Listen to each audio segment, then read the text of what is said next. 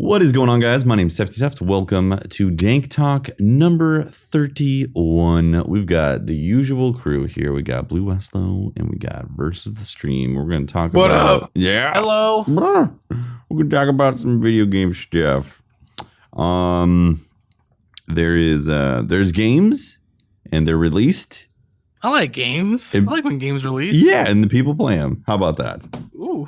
It's a crazy concept, but it works. I know. Great podcast, guys. Great podcast. See you next week. All right, we'll see you next time. Bye. So, in all honesty, Destiny 2 on PC beta came out. Oh my! Like I knew I was going to like it. Like I knew I was like, all right, cool. I'm gonna love it. I'm already I already come accustomed to mouse and keyboard. I'm ready to work on controller. I'm gonna like it. But I did not think I was going to love it. Like I found myself constantly playing it off stream versus the console beta. After the first day, I was done. I was like, there's nothing much to do. But playing PvP, like after doing the strikes and stuff like that, so good, right? It was so good. Like the PvP has never been this satisfying since like maybe the alpha of the first game. Yeah. Like the game has never felt this good, and I like all day just constantly creaming everywhere, and it feels good to actually be good at this.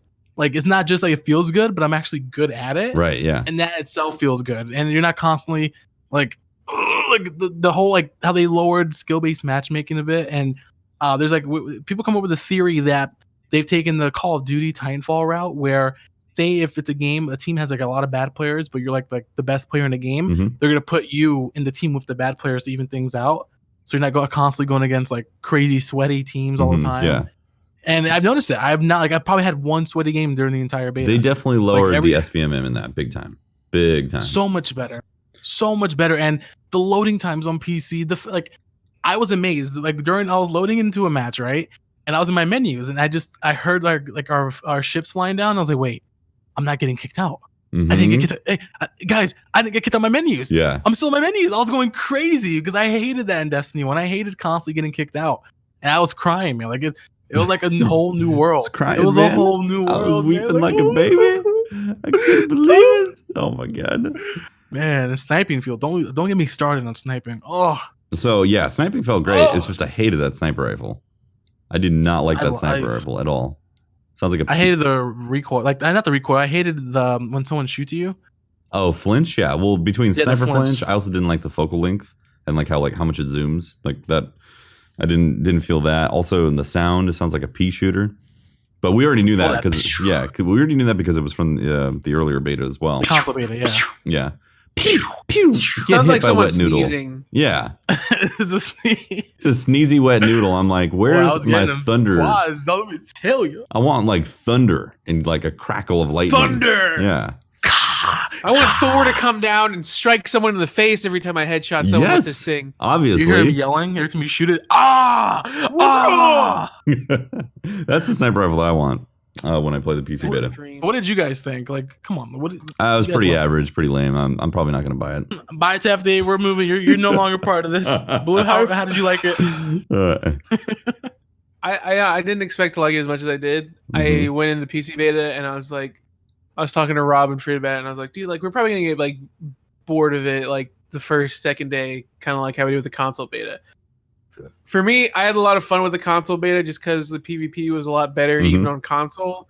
So I was like, okay, like I actually want to improve at this, and this is fun, and actually, I'm actually interested in not being trash at this game. Like the experience is a lot better for me to grow, not just as like a content creator, but as someone who wants to actually be good at this game. And so I went into PC and I was like, okay, I have a lot more experience with mouse and keyboard, so I'm probably already gonna be pretty decent with it, so I'm probably not gonna have like that much to work toward anyway. But then I started playing it and I was like, I don't know what it just feels so good. Like so good. whenever I have free time, I would play the Destiny beta. It doesn't matter if it was a strike, it doesn't matter if it was PvP. Everything about the game was so much more enjoyable because everything felt so much faster. And that was one of the main issues I had with D2 on console, is everything just felt so much slower, and I can't exactly always put my finger on what it is, whether it's the cooldowns, whether it's the supercharge rate, and obviously field of view as well, but it just felt very slow. And especially in PvP, it felt extra slow compared to Destiny 1, which is like an ability fest. True. But when I went into PC, it was that slowness was not there, and everything just felt right. It felt right. Mm-hmm. It seemed like they made changes to PvE as well, to where grenades did more, and you just felt like you were more powerful on PC. Yeah, across Maybe the board. That's like the Stockholm syndrome thing, where you just because you're on PC, like it's no, you were definitely getting 2 supers. Like if you were doing decent, you'd get 2 supers. But there were minor adjustments that made that this even just like sitting like after I was done streaming or something, I would just sit on Destiny and like play the Strike or something, and I don't know what it is. I really wanted to get the Hunter Vanguard gear because I liked it so much. I did it on console, so I did it again on PC, and the Strike just feels so nice on PC. The FOV is just so much nicer. You see so much more. You feel like you're running so much faster. All the abilities felt nice, and then PvP. Like I think we don't even need to go that far into PvP because we all know PvP feels amazing. Feels amazing on PC. Yep.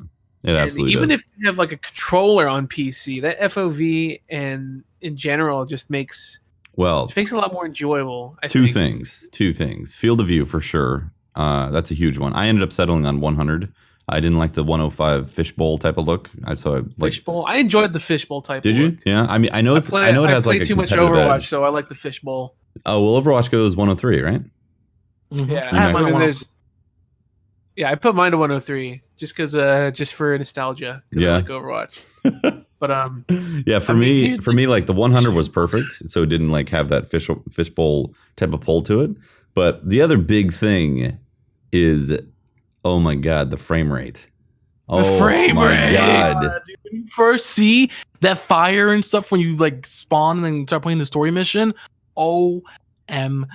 When people tell you frames don't matter, yes they do. Yes, they do. It's the most euphoric feeling when the game you are playing is faster. Not only is it faster, it's smoother. Mm-hmm. Like the game. I hate telling people this, but when I played Destiny 2 on PC, it just feels like the game was built for PC. Like even the user interface, it's just everything about it just feels right. And that's one of the things I think I said when I played D1. I was like, the user interface itself, like this feels like a PC user interface. Yeah, and that's funny. A lot of the stuff that. we did, it was very comparable to a lot of PC games in general. So when I played D2 on PC, I was like, everything about this feels right. Like this feels like this is how the game was supposed to be played. Mm-hmm. The menus are really good. Like actually clicking your weapons and just that equipping it like that and right clicking, everything felt really natural. Yeah, like it felt like what Blue said. It felt like it was built for this, and we all know the team that's working on the PC version, they built it to make it feel like it was built for, which is awesome. It's not just a port. Mm-hmm. They did a fantastic job to make it. Yeah, that's feel the most important thing that I had to remind people a lot is this. The D2 on PC is not a port. It's a game that is being built alongside the console to work on PC. Yeah, shout out to Vicarious Visions. It's not just something that they said, okay, like let's just port it over PC. Mm-hmm. Like, no, there's a reason this is delayed. It's because this is being built specifically to work on PC. And you can tell because the game is so well optimized as well. Like, I was really impressed with how well the game ran. I didn't run. There's maybe 1 or 2 times where I ran into just general bugs, and it wasn't even like game bugs. It was like connection bugs. Mm-hmm. So same, yeah. God, it's just it feels so good. It was so good. Oh, like it just like I had the same feeling of I could play the Strike and just enjoy the visuals, all the particle effects and all that, and like the experience. It was really smooth, solid feeling. The guns felt better as well because they were optimized for PC. So you could actually have, where you pointed your hand cannon is where it shot, essentially. And having the reticle in the middle of the screen is something that I value so much because I always found it really weird how on console it's like at the lower third. Mm-hmm. I never got that, but on PC it's like very close to the middle, and I was like, this feels better. It feels right. It just feels better. Yeah, exactly. And the PvP was just so nice. Like I haven't streamed a lot of mouse and keyboard games in my streaming career, but I've played a lot of mouse and keyboard in the past. So recently I've been playing a lot of mouse and keyboard. Like all of Warframe that I've played has been mouse and keyboard, knowing that I would be more mouse and keyboard centric when it came to Destiny 2. And after I remapped my buttons on the first day, So it was a little awkward in the first day because I had grenade, E for interact, melee. I had my class ability. I had the in-air dodge, and I had all the emotes mapped to my mouse. And it's not one of those. It's not one of those Razer Nagos where you have like a keypad essentially on the side. It's a Logitech G502, and there's like distinct buttons on there. So it took me the first day. I was a little awkward getting used to that. Like I couldn't quite remember exactly where I put grenade. But then the second day felt amazing. I was like, this is so good. The only thing that I would take my hands off of WASD for was reload, super. Actually, that's it. Reload and super. Everything else I could use. I could hit jump and control and shift easily with my pinky. So that setup for me was just beautiful. Oh yeah, I was surprised at how quickly I guess I got used to the controls, because I think me and Ab both our main PC games are Overwatch or Fortnite or other games where we already have a lot of ability based buttons. So I mapped my control scheme to be almost identical to Titanfall 2's, where you have your abilities on Q or E. Obviously, with E, it's going to be interact, so I just kept that E. But I actually put my my class ability on my mouse, the scroll wheel button. Nice. So instead of scrolling, you just click the mouse pad. And on the last day, I played some Warlock, and I actually went into, because you could actually dual bind your keys. That was one thing that I really got annoyed with, because I wanted to play Dawnblade, but I didn't want to swap my keybinds around every time I swapped characters. Right. So the air dodge was its own button. So I was like, why is this a thing? So last day, it was actually really cool to have my class ability and my air dodge on the same mouse scroll button, because I already got used to using the mouse scroll button to use my hunter dodge and my warlock, my ground-based abilities. So then it was just really nice to be able to actually dual bind stuff, because this is a game that really benefits from being able to dual bind. Because there's a lot of stuff that you can't do when you're in the air. There's a lot of stuff that you can only do on the ground. So that was really cool. And it's cool that they actually thought about that as well. It wasn't in the game as it was, but the developer actually went on like Twitter and Reddit and said like, yeah, guys, you could do it. Yeah. Like, do it. Cool. So yeah, it's great. I mean, all the customizabilities and just making it feel comfortable to you, however you have it set up, is really nice. And it's also one of those things. It's a PC experience, not only with the frame rate and the field of view and all that, but it's also the controls you have and the abilities to remap everything to how you want to play the game is just there. They've done it already. The biggest thing for me that I enjoyed the most is I didn't have to hold triangle to get to my heavy weapon. Right? I just have God, I just have to press 3 and I'm there. Yeah. Yes. When I first started playing, I was using my mouse, but I was like, wait, 1, 2, like using 1, 2, and 3, so much better, especially when you're in fights. Yeah. Oh, like if you have my hand cannon would run out of bullets really fast because it has like that perk where you throw away the ammo.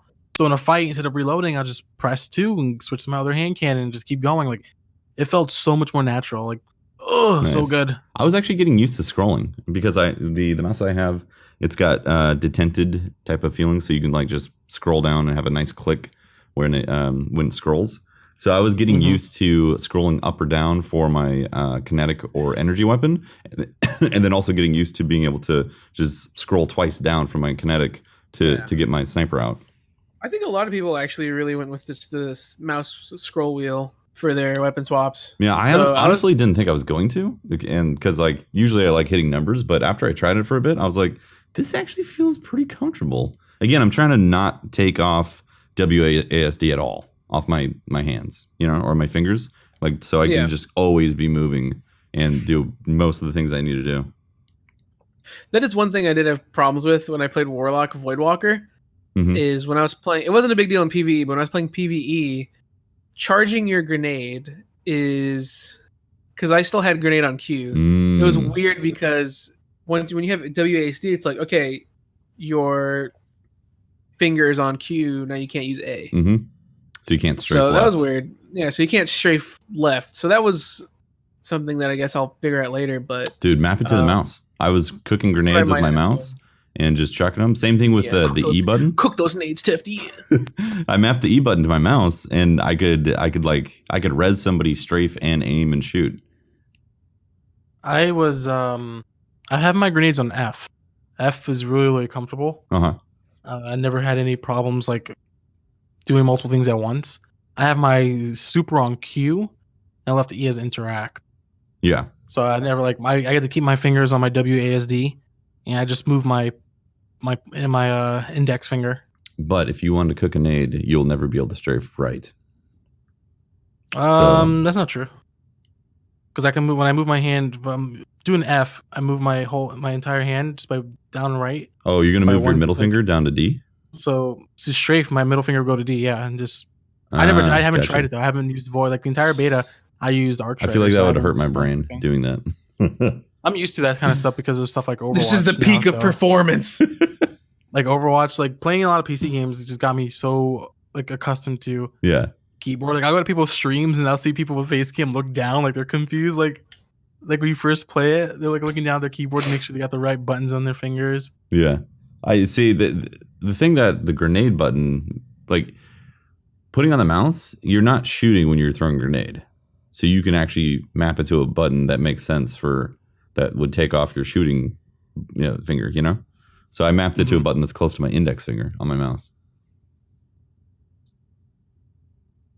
That's interesting. Yeah. Like I have my ability on my mouse scroll, but you have to click it down so I can keep fighting and use it. The only issue I've had so far is sometimes when I'm done using my ability, I'll accidentally pull out a different weapon. But that just took some time of controlling and making sure I don't move the scroll as I click it down, and then it's fine. I did notice also when I forgot, I think it's when you die or when you're using your super, it gave me a different weapon. Like I have like say my second weapon, my second primary out. My what's the second weapon called? Energy weapon. Like so I have my energy weapon out, and I'm so used to like I guess it's either my super or when I die. I'm so used to my weapons resetting or something like that. Like I get so confused. I think I have one weapon out when I don't. But I guess it's just me just not thinking straight. Interesting. Yeah, I don't know. Just being a dum-dum. I don't think that happened to me. I felt like I would respawn with the weapon that I died with. Yeah, I think I respawned with the weapon that I died with. Yeah. I never had to when I would bring a scout rifle with me just because I was like, yeah, I want to see how the scout rifle feels, but it would end up me just using the better devils all game anyway. I couldn't get that gun to drop for my Titan. I was pissed. Oh, it feels bad.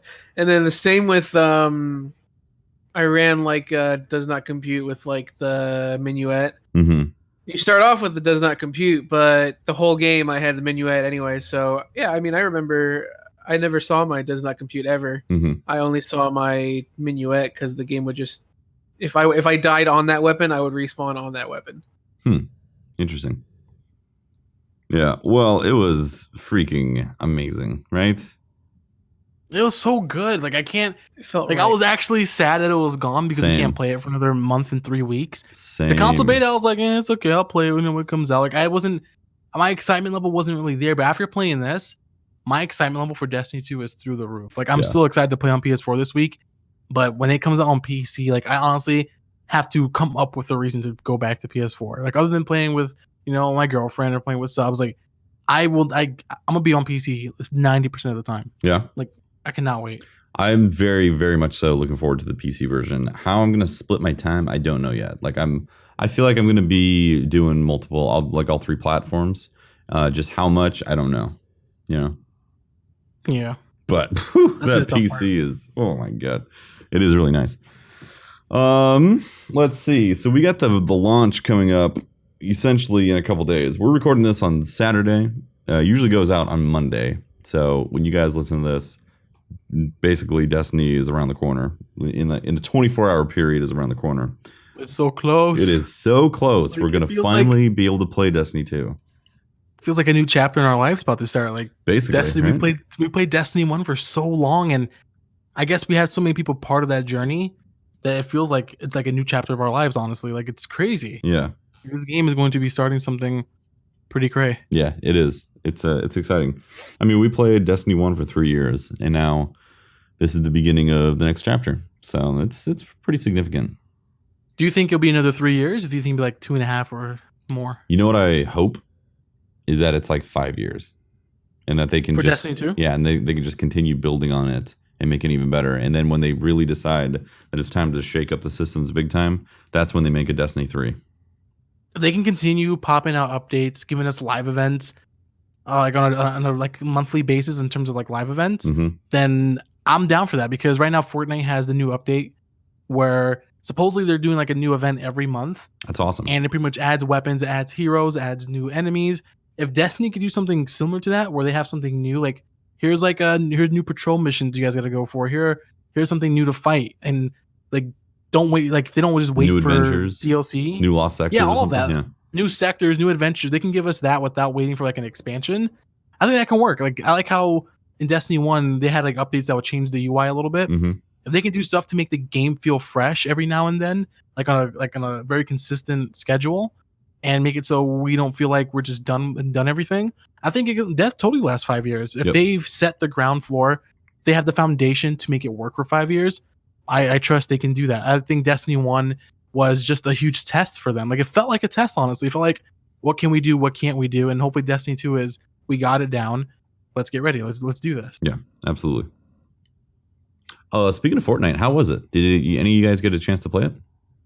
Yeah, I played. It's called something Storm. Let me see. Fight That's the their storm. latest update, Survive right? the. I think it survived. I think it's survived the storm, and they added new heroes. They added new quests. Oh, did they? Nice. New weapons. They added too? new weapons, like a new type of weapon called the hydraulic weapons. They're really cool. That's cool. Oh, a whole new class of weapons? Yeah, like they're called hydraulic weapons. Like these yellow weapons made out of like hydraulic parts. They're really cool. Cool. If like you have to actually go in the world and collect parts to make them. We make some of them, so it's actually really cool. And they also brought like a new llama. It's called like a storm llama, which will give you like specific event items. Cool. And they have this new mode called Survive the Storm. And the way it works is the way I thought the game was going to originally work. So you and 3 other players are put into the game, and you have a time limit. Here's 8 minutes. You go resource, go build a fort. Once the 8 minutes are up, it's nighttime, and now the zombies are coming for you for the entire night. 8 minutes. Another 8 minutes is just fighting straight husks. Okay. And it's really, really fun. You can go up to 14 days, and they said on the hardest difficulty, which is like level 70, it can last up to 4 hours in one session. Ooh, so you have to get ready. You have to actually be equipped to do a 4-hour run. Yeah. And they added a new enemy called a shielder. It's like this little flying husk. It looks like a bug, and it pretty much shields a specific husk. And to do damage, you have to either break the shield or kill the shielder. And they also added modifiers similar to Destiny. You know how Destiny has like primary weapons do better damage. This happens. They have that. They have that for specific missions now. The storm, since the storm actually changes, it changes the missions in different areas. That's cool. So you can go into a mission where husks blow up when you kill them. You can go to a mission where if Tefty you get hurt, everyone else on our team gets hurt. We feel the same damage. Shared damage. Wow. So yeah, so that's stuff like that. It's really cool. It's a really cool addition to it. So I like it. I just haven't been putting a lot of time because all these other games have been coming out. Right. But they've changed the way how much XP you need to level up certain things like survivors. They've changed the UI. The UI looks way better when in the main menu. Nice. Looks so much better. And they give us way more information. Like they make it so things make more sense. I need to jump in and check it out. I haven't played it in a while. I say definitely go back in there for a little bit before Destiny 2 comes out at least. Yeah, have some fun with it. Yeah, I haven't opened it up in a few weeks. So there's been another game that got released as well of a certain Nintendo variety. Ooh. So we got the Mario plus Rabbids Kingdom Battle. And this is a really left field game. None of us expected a game like this. And what it pretty much is the Mario universe combines with the Rabbid universe from people know as the Rayman Rabbids. They're pretty much the minions of the video game world. And from at first glance, it's like, oh my god, this game looks stupid. But the game is really, really good. It's a real-time strategy game. It's a turn-based real-time strategy game like XCOM. If you're familiar with XCOM, it's just like that with their own twist. So you have 3 people on your team. You have different weapons, abilities, and it's so fun. There's comedy in it, so the game's actually funny. The game looks beautiful, all these different colors, and it's such a fun game. I've been playing it for the past few hours. Played it on stream. It's really, really, really good. Nice, yeah, loving it. It looks cool. I've seen some streams, and I'm like, oh, nice. It's like a Mario XCOM type of blend that I would probably play like on the Switch. Like traveling, it's so good. Yeah, like it's definitely a good game to do that with. Like, it's super fun. I'm still in the first world, so I'm still going back and doing like first world challenges before moving on. Nice. But do you know it's really, how big the game is? What do you mean it's as big? How big? Like, I guess, like, how big is the campaign? How long is the campaign?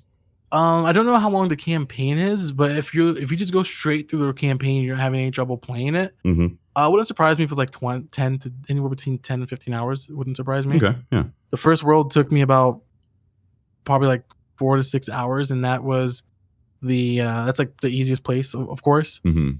And I think there's a total of 3 worlds, but there's like so much in those worlds. So I think the first world had like 9 or 10 chapters. And then after you're done with that world, you can go back, get some more ability points, look for these secret treasure chests and stuff like that. Nice, yeah. So it's really cool. That's cool. It's a really cool take on it. Like they did a really good job, and I haven't really been like amazed by a Ubisoft game in a while, and a game being like this, I was really pleasantly surprised. I like it a lot. Nice. I'll have to check it out. Put it on my my Switch list. And it's also only on the Switch, right?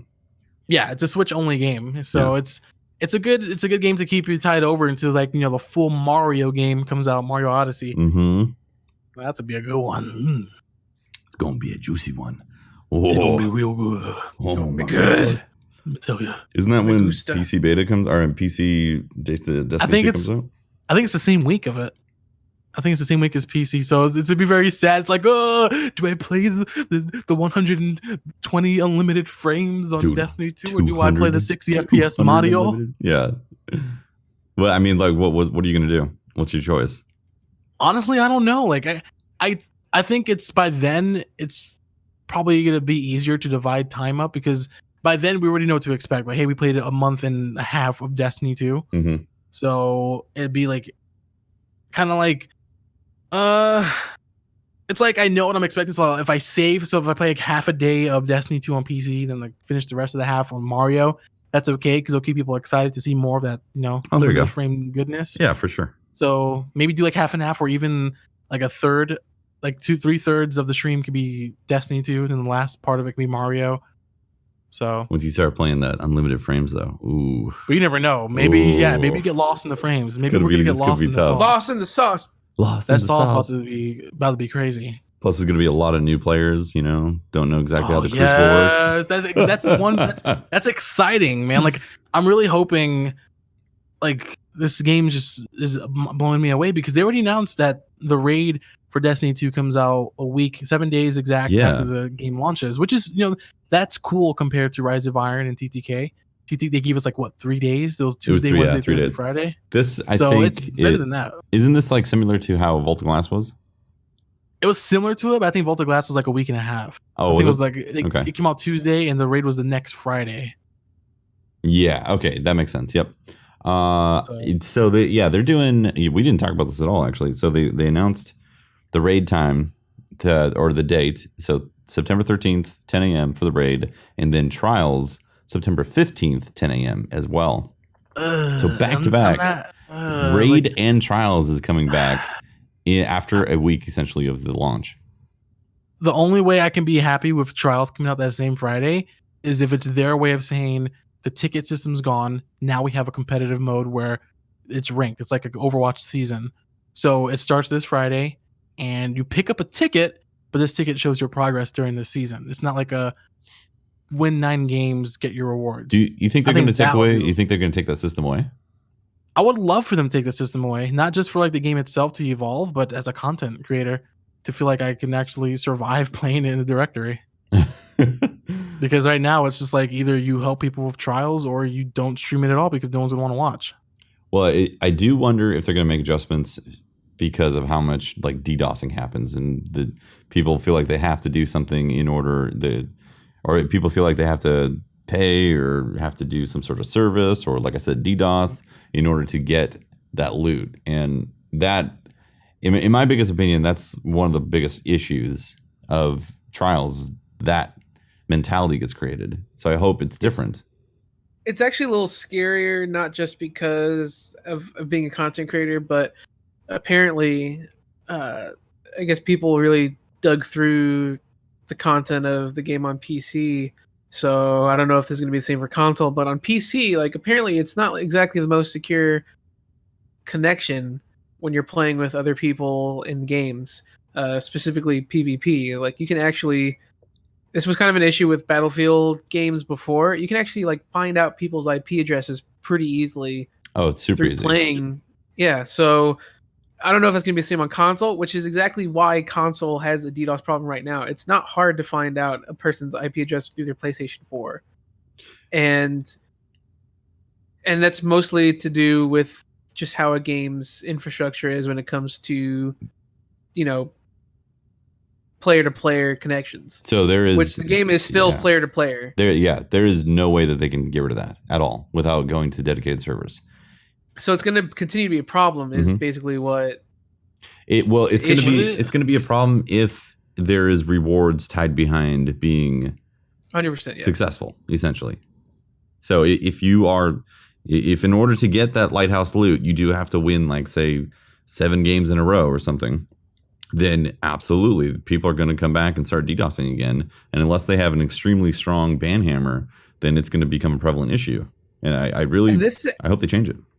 This is an even bigger issue on PC, where the tools are even more readily available. Yeah. It's going to be a bigger problem on PC where people are going to DDoS even more. DDoS? Jesus. DDoS? I spoke up. DDoS, I presume. If people think it's a problem on console, it's going to be even worse on PC, where you can guarantee people are going to take advantage of that to go quote-unquote flawless, assuming Trials of the 9 works exactly the same as the old Trials of Osiris did. So it's going to suck, man. It is. Unless Bungie makes a significant change. But unless Blizzard comes in and says, hey, you guys are making a lot of money. You guys are selling a lot of copies. Hey, let's help a little bit. I'm gonna give you some of our servers. Is that cool? Doubtful, wishful thinking. Very wishful thinking, unfortunately. Let me wish. I mean, I would love that too. Blizzard. I mean, if For Honor did it, it's like 7-8 months after the game came out. Then Destiny, I believe in you. They did. Yeah, For Honor did it, so you never know.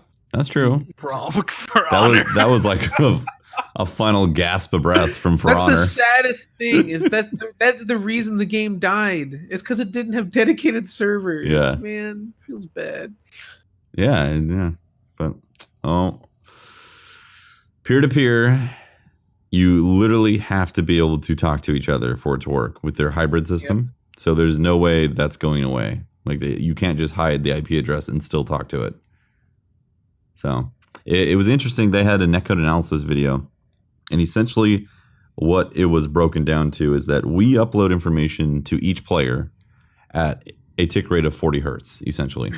But we never get 40 hertz back. It's always variable. So no matter what, when you're talking to someone or when your IPs are connecting and talking to each other, somebody will can have up to 40 hertz of information being sent back to you, but a lot of them have less.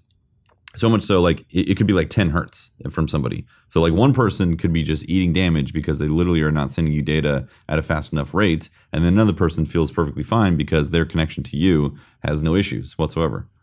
So it's very obvious in high frame rates. In 30 FPS, it's like, well, this, something's weird. I just can't put my finger on it. In high FPS, it is blatantly obvious when someone's eating damage. Oh, well, yeah. I mean, I can't even like count the amount of times where you get confident in your shot, right? Mm-hmm. You take a shot at someone, you turn around because like I hit that shot. There are got to be like at least a dozen times in the beta where I would do just that. I would hit a shot, I would see it hit, and I'd be like, okay, I got the shot. I would turn around, person's not dead. Mm-hmm. Person's still shooting at me. I'm like, wait, what the? Yep. Can someone rewind that shit? Like I literally just landed that person, and I think it is the most apparent on Melee because I have never noticed Melee being such an unreliable thing. It wasn't until I started playing PC that I was like, holy shit, like there are an unbelievable amount of times where I hit someone in homing range and I know that they're in homing range based on where their character model is, but that isn't exactly didn't register. That isn't exactly indicative of where they actually are in the game. Yeah, exactly. Yep. So that sucks. And I think it was most obvious on Hunter where if they're not in a certain range, like you use your throwing knife, right? Right. Well, it sucks because there's so many times where I would be straight up in someone's face. I would pop Melee, right? I need an instant melee if I'm in someone's face. Instead, I throw a throwing knife and I die. So it's like it sucks because it's like I was literally like I could not get any closer to them. Like, why did I not home in on them? Yep. Nope, here's a throwing knife. Sucks, man. Yeah, that is the only downfall right now about Destiny 2 is that they didn't decide to move to a dedicated server network for peer-to-peer. I mean, for PvP. I'm actually okay. I'm okay if it was in PvE that they stayed with the peer-to-peer network because it makes it easier to be able to play with people across the world and have them have a good experience. But when it comes to PvP, man, that nothing will kill a game's PC PvP scene faster than people just gobbling damage and not registering. I agree. It's just disappointing. Because PC is such a smooth experience, but it is true. The more problems the game has in a competitive sense when it comes to PvP, those problems get magnified purely because of how much more precise PC is. Mm-hmm. Like you have so much more control over exactly what you want to be doing with your character, and you have so much more, such a deeper understanding of how the mechanics of the game work because you're just seeing more of them in a much clearer way. So it just sucks. Like it's magnified. Yep. With 60 FPS, with higher FOV, you see more of what goes wrong than ever before. Mm-hmm. And I think it's when the game launches, it's going to be probably the biggest barrier for this game being a truly competitive game. I think that is something that's going to keep this game held back from, I think a lot of people taking this game seriously in a competitive standpoint. Yeah, I agree. Yep. I think that's the podcast. You guys agree? Yep, I agree. I agree completely. We talked about Destiny 2 beta and it was glorious. Now we just gotta play it. We get to play Destiny 2 next week, guys. But not on PC. Not on PC. Dude, I don't really care. Like the PvE is what I come to this game for. Yep. And you can be damn sure. Damn it. Damn. That I'm gonna enjoy the shit out of PvE in 30 FPS. Yeah, it's gonna be great. I can't wait. And then I'm gonna go to PC in a month and a half and play PvE again in 60 FPS. And I'm gonna nut my gut all over again. Nut my gut. I'm gonna be in 200 FPS. Just want to clarify. 144 FPS. Oh, excuse 200 FPS master race. Yeah, I have two PCs. 240 hertz monitor. Bye. All right, end it. Bye.